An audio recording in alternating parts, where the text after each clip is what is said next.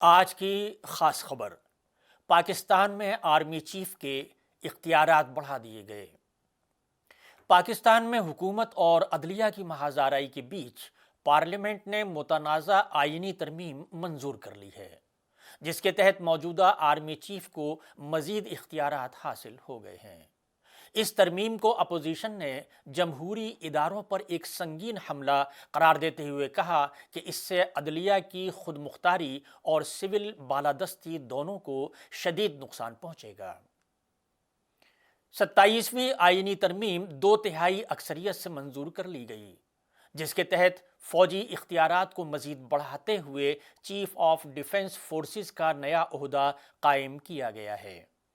اس عہدے کے تحت موجودہ army chief general Asim Munir, جو مئی میں ہندوستان کے ساتھ جھڑپ کے بعد فیلڈ مارشل کے عہدے پر ترقی پا چکے ہیں، ان کو بری فوج، فضائیہ اور بحریہ تینوں فورسز کی سربراہی کی کمان دے دی گئی ہے۔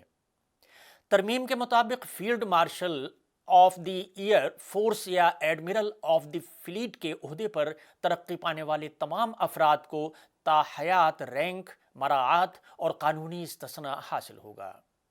اس کا مطلب ہے کہ وہ مستقل طور پر وردی میں رہ سکیں گے اور ان کے خلاف کسی بھی فوجداری کارروائی کی اجازت نہیں ہوگی۔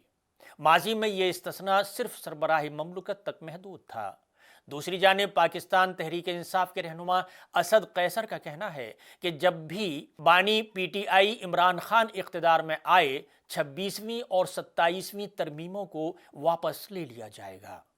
تحریک انصاف کے رہنما نے مزید کہا کہ اس اسمبلی کے پاس قانون سازی کا کوئی اختیار ہی نہیں ہے۔ انہوں نے جسٹس منصور علی شاہ اور جسٹس اطہر من اللہ کو مستعفی ہونے پر خراج تحسین پیش کیا۔ انہوں نے کہا کہ وکیلوں اور مزدور تنظیموں کو ان کے ساتھ کھڑے ہونا چاہیے۔